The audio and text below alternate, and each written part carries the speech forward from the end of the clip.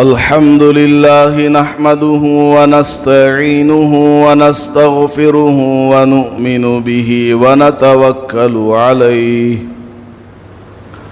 ونعوذ بالله من شرور أنفسنا ومن سيئات أعمالنا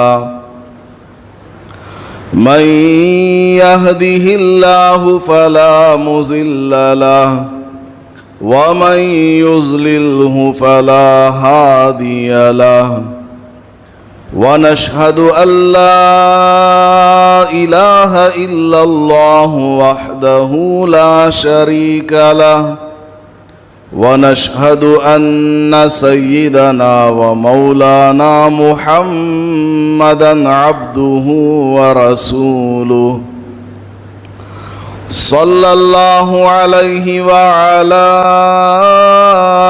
آله وأصحابه وبارك وسلم أما بعد فأعوذ بالله من الشيطان الرجيم بسم الله الرحمن الرحيم إنا أرسلنا عليهم ريحا صرصرا في يوم نحس مستمر بارك الله لنا ولكم في القرآن المجيد والفرقان الحميد رب اشرح لي صدري ويسر لي أمري واحلل عقدة من لساني يفقه قولي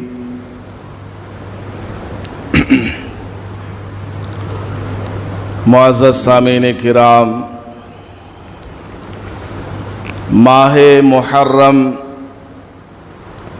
ختم ہونے کو قریب ہے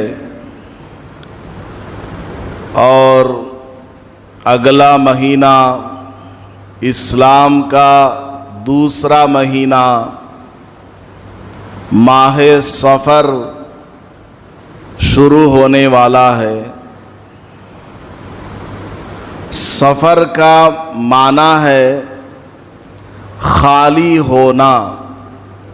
عربی میں صفر لفظ استعمال کیا جاتا ہے زیرو کے لیے، چونکہ ملک عرب میں ماہ محرم میں جنگ و جدال نہیں کیا کرتے تھے، ساری لڑائیاں جھگڑے ماہ محرم میں موقوف رکھا کرتے تھے۔ جیسے ہی ماہ محرم ختم ہو جاتا اور سفر کا مہینہ شروع ہو جاتا تو جو جھگڑے ماہ محرم سے پہلے چل رہے تھے ان کو ماہ سفر کے آتے ہی شروع کر دیا کرتے تھے، اور سارے مرد اپنے گھروں کو خالی چھوڑ کر چلے جاتے تھے۔ اس لیے ملک عرب میں ماہ محرم کے بعد والے مہینے کا نام سفر رکھا گیا، اور ماہ سفر کے تعلق سے مشرکین عرب یہ عقیدہ اور نظریہ رکھتے تھے کہ ماہ سفر بے برکتی کا مہینہ ہے، نحوست والا مہینہ ہے۔ ماہ سفر میں کوئی شادی کریں گے، منگنی کریں گے، کوئی بھی اچھا کام کاروبار شروع کریں گے تو وہ ناکام ہو جائے گا۔ اس طرح کفار مکہ اور مشرکین عرب عقیدہ رکھتے تھے، بلکہ بعض روایات میں موجود ہے کہ مشرکین عرب کا عقیدہ تھا کہ سال بھر میں کئی لاکھ بلائیں آسمان سے نازل ہوتی ہیں، 10,80,000 بلائیں سال بھر میں نازل ہوتی ہیں، اور ان بلاؤں میں سے تقریباً 90,000 بلائیں ماہ سفر میں نازل ہوتی ہیں۔ یہ عقیدہ کفار مکہ کا تھا، اس لیے ماہ سفر کو وہ لوگ بہت ہی زیادہ نحوست والا، بلاؤں والا، بے برکتی والا مہینہ سمجھا کرتے تھے۔ جب مکہ مکرمہ میں نبی پاک صلی اللہ علیہ وسلم کو اللہ پاک نے نبی اور رسول بنا کر کے بھیجا، اور آپ صلی اللہ علیہ وسلم نے کفار مکہ اور مشرکین عرب کا یہ عقیدہ سنا، تو آپ نے ان تمام غلط عقیدوں کو تردید فرمایا، تمام باطل خیالات کو دور کرنے کے لیے مختلف ارشادات آپ نے فرمائے، بلکہ اس کا نام، سفر کا نام بدل دیا گیا، سفر کے آگے المظفر لگا دیا گیا، سفر المظفر۔ کفار مکہ سمجھتے تھے کہ یہ مہینہ ناکامی کا مہینہ ہے، ہر کام ناکام ہو جائے گا، تو اسلام نے آ کر اس کا نام رکھا سفر المظفر۔ مظفر کا مطلب کامیاب، یعنی یہ مہینہ ناکامی والا مہینہ نہیں ہے، کامیابی والا مہینہ ہے۔ اور اس کا دوسرا نام رکھا سفر الخیر، بھلائی کا مہینہ، کیونکہ کفار مکہ سمجھتے تھے کہ یہ مہینہ ہر طرح کی برائی کا، بلاؤں کا، آفتوں کا مہینہ ہے، تو اسلام نے آ کر ان کا غلط خیال بدل ڈالا اور کہا کہ یہ سفر صفر نہیں ہے، خالی کا، زیرو کا مہینہ نہیں ہے، بلکہ یہ سفر المظفر ہے، الخیر ہے۔ لیکن ہماری بدقسمتی ہے کہ کفار عرب میں جو غلط عقیدہ اس زمانے میں رائج تھا، وہ عقیدہ دنیا میں پھیلتے پھیلتے ہمارے بر صغیر ہندوستان، بنگلہ دیش اور اس کے اطراف و اکناف کے علاقوں میں بھی کافروں اور مشرکوں کے عقیدے آ گئے، بلکہ ہمارے ملک میں چونکہ ہم مسلمانوں کے علاوہ غیر مسلموں کے ساتھ بھی رہتے ہیں، ہماری کمیونٹی اور ان کی کمیونٹی ایک ساتھ زندگی گزارتی ہے، ان کی شادیوں میں، ان کی تقریبات میں، ان کے پروگراموں میں ہم لوگوں کا آنا جانا لگا رہتا ہے،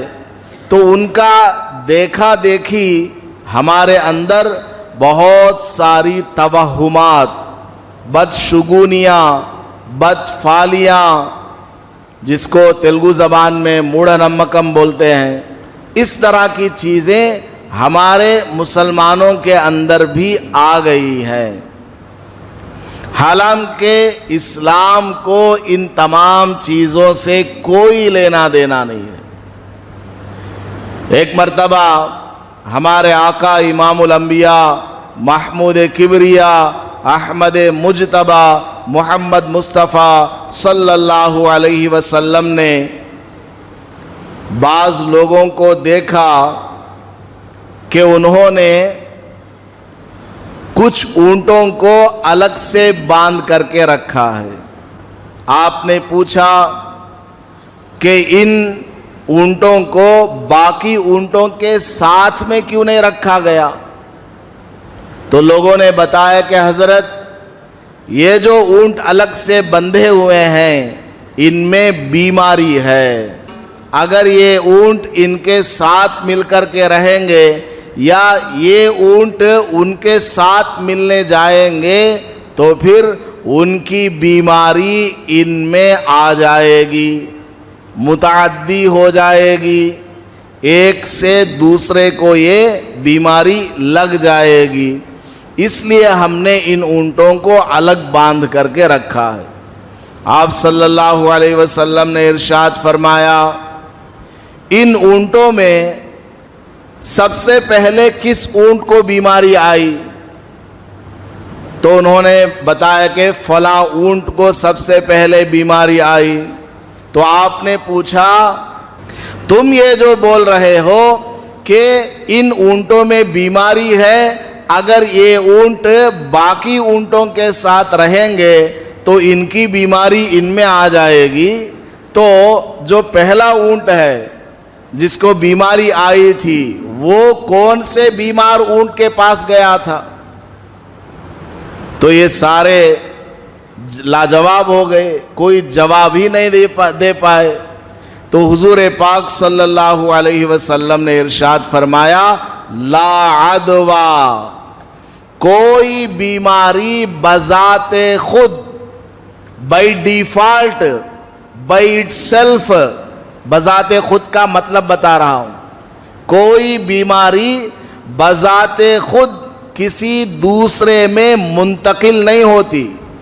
کوئی بیماری چاہے بڑی بیماری ہو چھوٹی ہو، جان لیوا بیماری ہو، کورونا ہو، پلیگ ہو، کلرا ہو، ملیریا ہو، ٹائیفائیڈ ہو، کوئی بھی بیماری ہو، ایک کی بیماری دوسرے کو بذات خود نہیں لگتی۔ لا عدویٰ، حضور پاک صلی اللہ علیہ وسلم نے ان لوگوں کا غلط عقیدہ ذہنوں سے پاک کرنے کے لیے فرمایا لا عدویٰ، کوئی بیماری کسی کو نہیں لگتی۔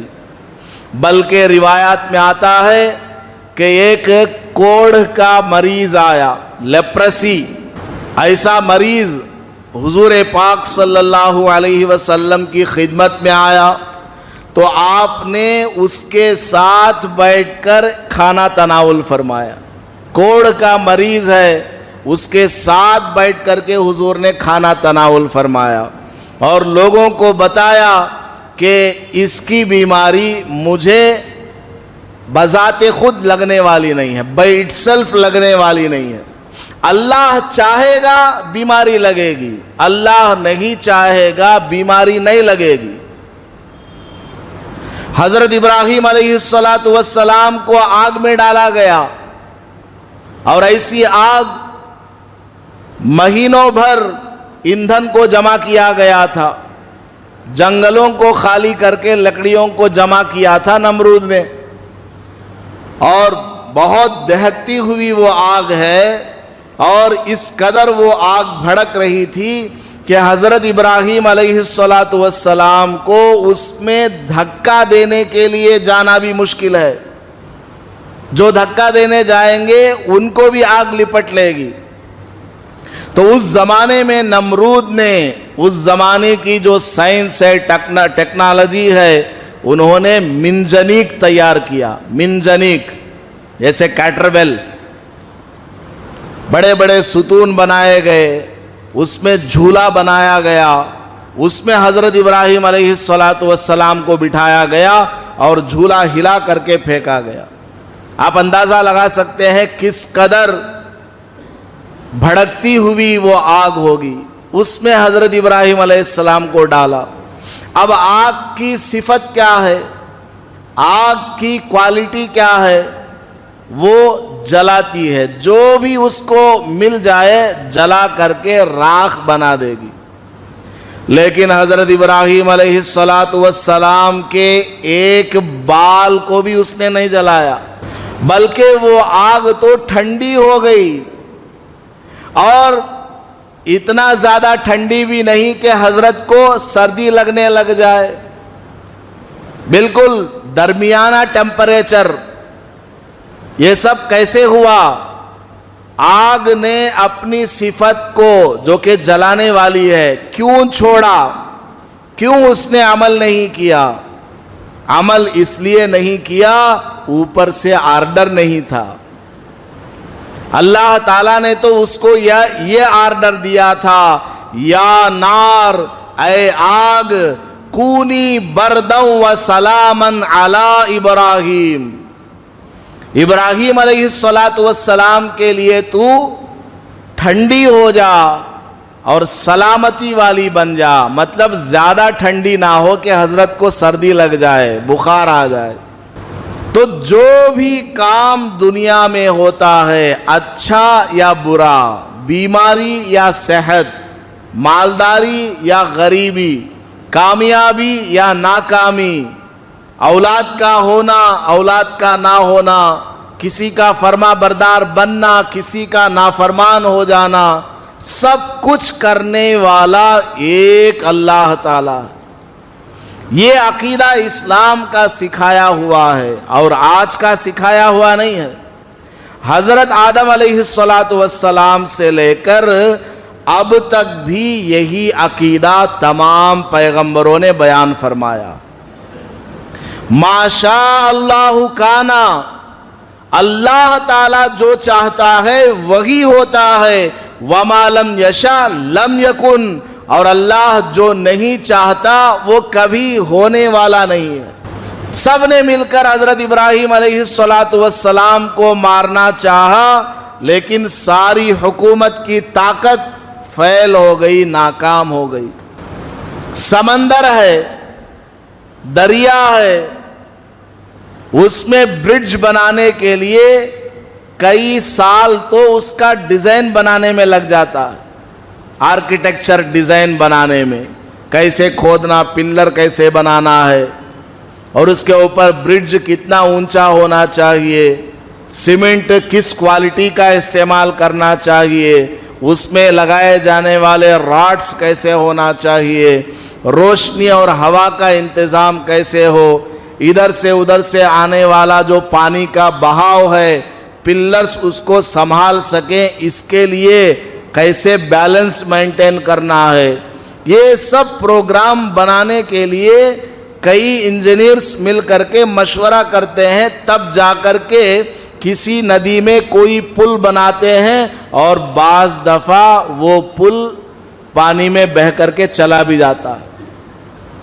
حضرت موسیٰ علیہ السلام کو فرعون نے بھگایا، اور حضرت موسیٰ علیہ السلام کی قوم کو فرعون نے بھگایا، قتل کرنے کے ارادے سے نکلا۔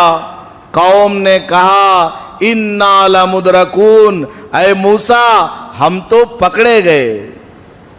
فرعون کا لشکر آ رہا ہے، بہت بڑا لشکر وہ لے کر کے آ رہا ہے، سامنے سمندر ہے، پیچھے فرعون ہے، ہم اب پکڑے گئے، ہمیں اب مار دیا جائے گا، قتل کر دیا جائے گا، یا قید میں لے لیا جائے گا۔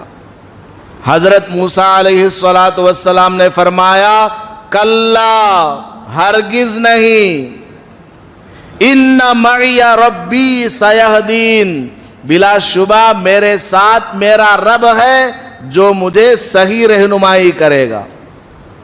ایسی مصیبت کے وقت میں بھی کہ پیچھے فرعون کا لشکر ہے، سامنے سمندر ہے، پانی کا لشکر ہے، بالکل موت کے منہ پر کھڑے ہوئے ہیں، اس کے باوجود حضرت موسیٰ علیہ السلام اپنی قوم کو تسلی دے رہے ہیں، ان معی ربی، میرے ساتھ میرا پروردگار ہے، اللہ تعالیٰ ہے جو مجھے ایسے موقع پر بھی رہنمائی کرے گا۔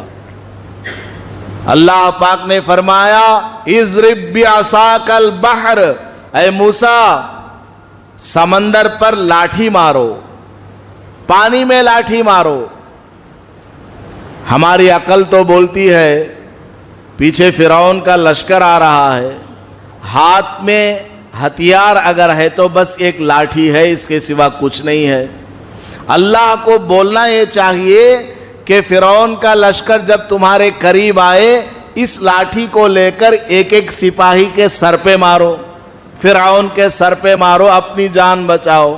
لیکن اللہ تعالیٰ کیا بول رہا ہے, اے موسیٰ اس لاٹھی کو سمندر پہ مارو.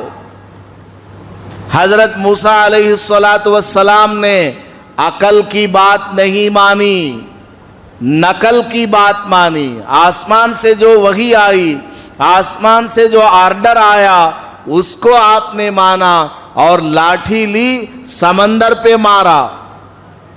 لاٹھی سے سمندر پہ ماریں گے تو کیا ہوگا, پانی تھوڑا سا ادھر ادھر اچھلے گا, لاٹھی اندر جا کر پھر واپس آ جائے گی, یا پانی کا بہاؤ زیادہ ہو تو لاٹھی کو بھی پانی کھینچ کر لے جائے گا.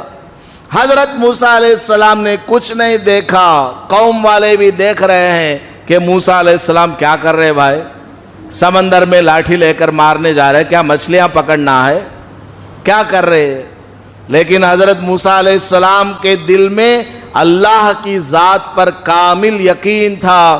حضرت نے لاٹھی سمندر پر ماری, سمندر کے 2 ٹکڑے ہو گئے, بیچ میں سے راستہ نکل آیا اور سارے بنی اسرائیل جو حضرت موسیٰ علیہ السلام کے پیچھے چلنے والے تھے سب اس پانی کے اندر سے نکلے.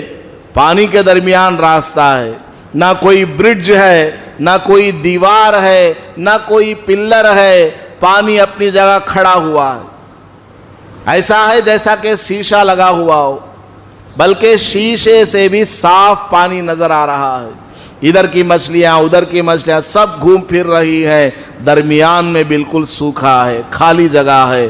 یہ لوگ آرام سے اس راستے سے نکل کر آگے پار ہو گئے اور فرعون کے لشکر سے بچ گئے. تو قرآن نے ہمیں کیا تعلیم دی ہے, سب کچھ کرنے والی ذات ایک اللہ کی ہے.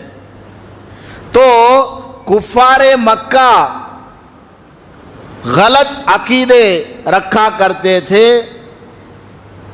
کہ یہ بیماری فلاں کو لگ جائے گی, وہ بیماری فلاں کو لگ جائے گی. آپ صلی اللہ علیہ وسلم نے فرمایا کوئی بیماری by default by it self بذات خود کسی کو لگنے والی نہیں ہے, لا عدوہ. اور کفار مکہ ایک عقیدہ رکھتے تھے, پرندے کا عقیدہ. الو اگر آ کر کسی کے گھر پر بیٹھ جائے وہ سمجھتے تھے کہ اس گھر کے اندر نحوست آ جائے گی, اس گھر کے اندر بلا آ جائے گی, اس گھر کا کوئی آدمی مر جائے گا. اس طرح بہت ساری چیزیں, کسی کا کچھ عقیدہ کسی کا کچھ عقیدہ وہ لوگ رکھا کرتے تھے. آپ صلی اللہ علیہ وسلم نے ارشاد فرمایا وَلَا طِيَرَةَ,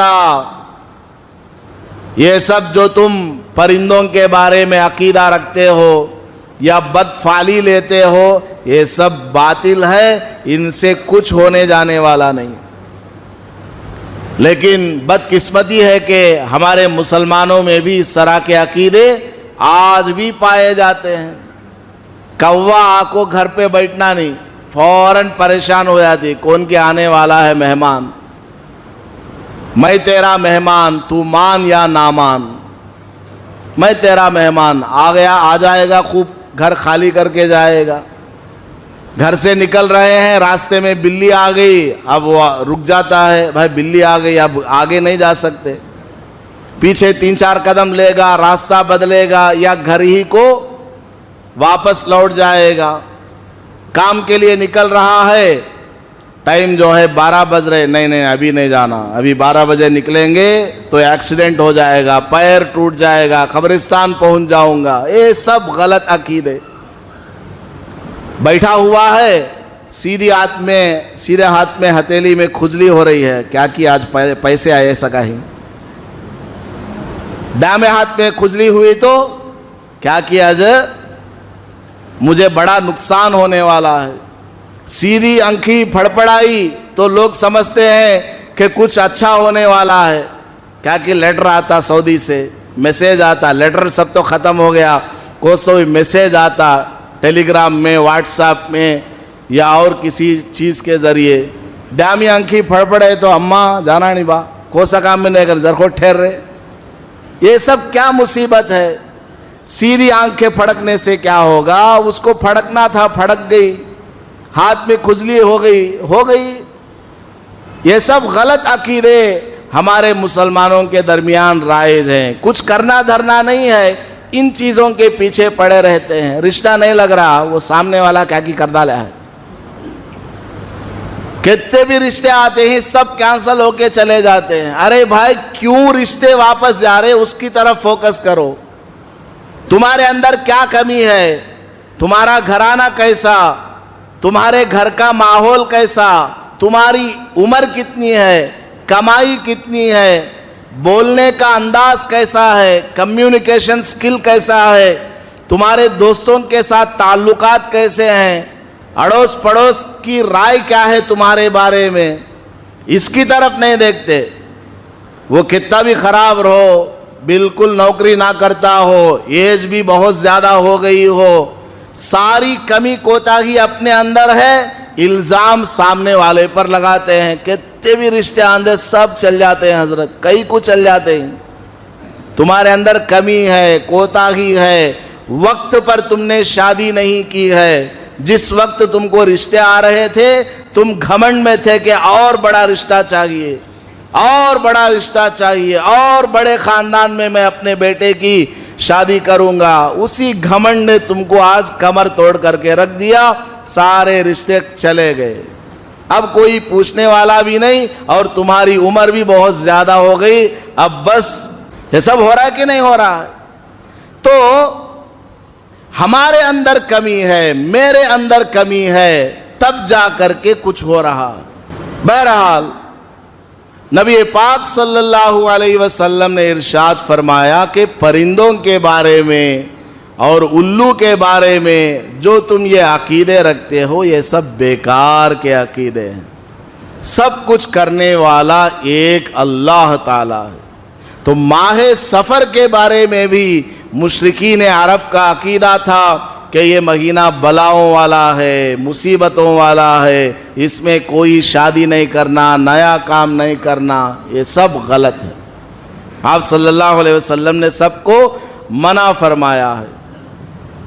اور اس مہینے کے شروع کے 13 دنوں کے بارے میں ایک عقیدہ ہے مسلمانوں کے بعض گھرانوں میں کہ ماہ سفر کے جو شروع کے 13 دن ہیں, ان 13 دنوں میں کوئی نیا کام نہیں کرنا, کوئی اچھا کام شروع نہیں کرنا, شادی نہیں کرنا, منگنی نہیں کرنا, گھر اوپننگ نہیں کرنا.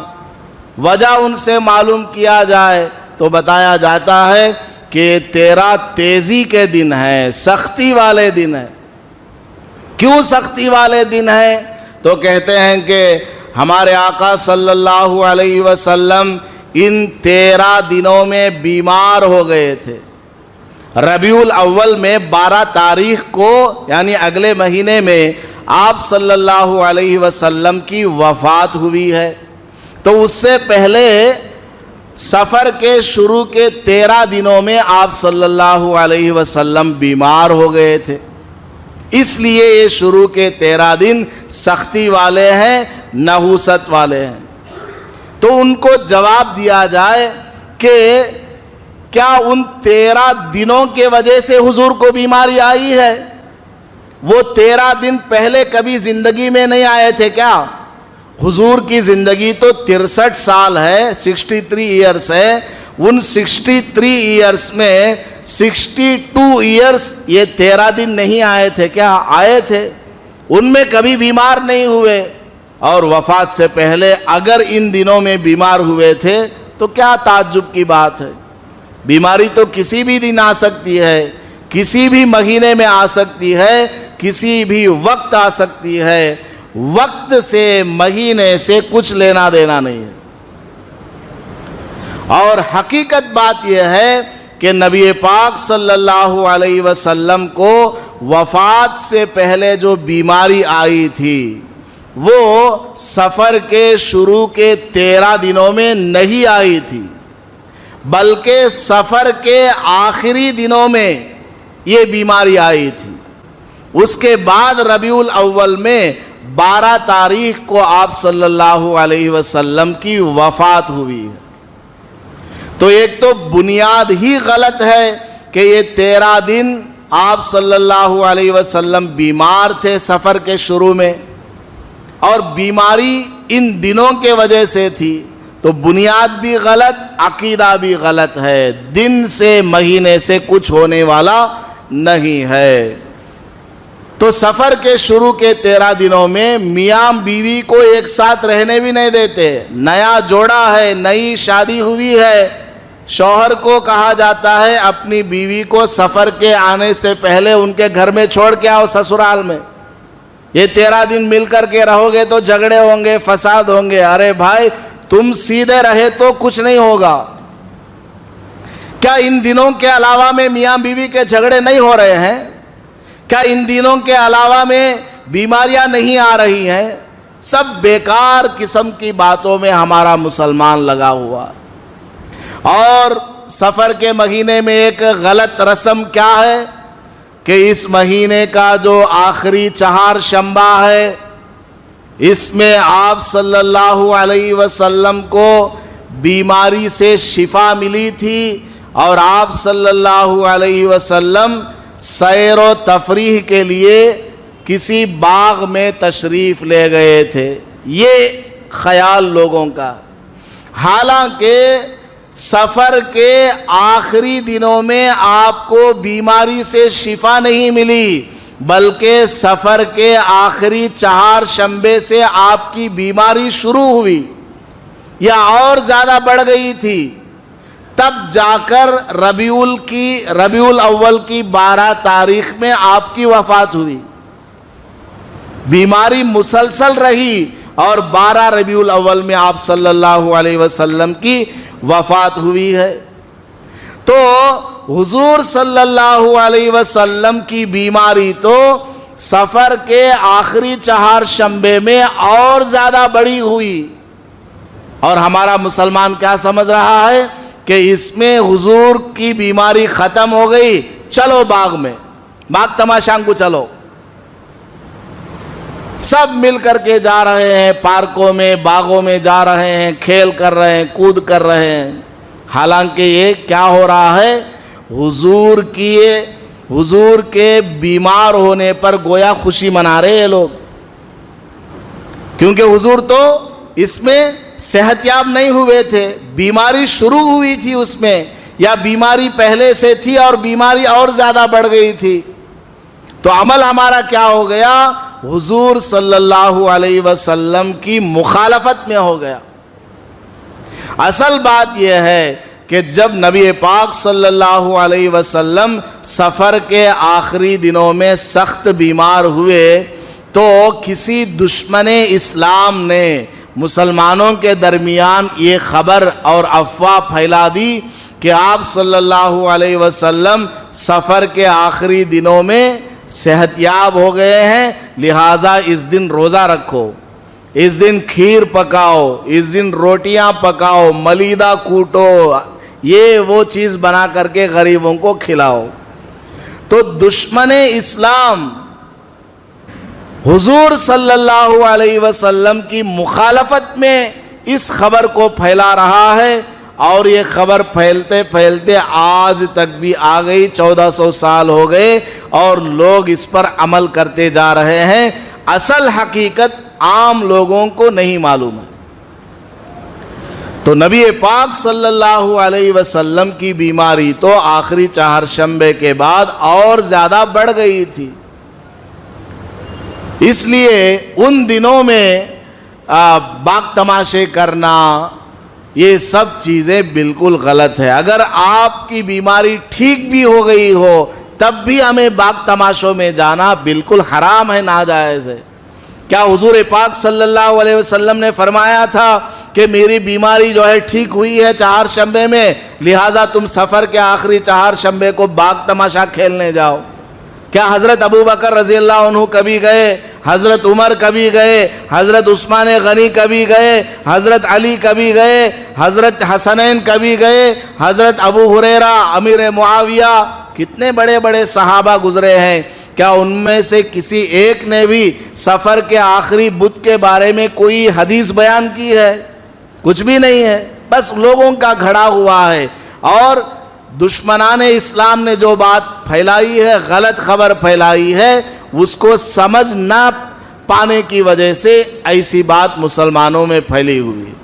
تو خلاصہ کلام یہ ہے کہ ماہ سفر بلاؤں والا، مصیبتوں والا مہینہ ہرگز نہیں ہے۔ 13 تیزی کے دن یہ ہرگز نحوست والے دن نہیں ہیں۔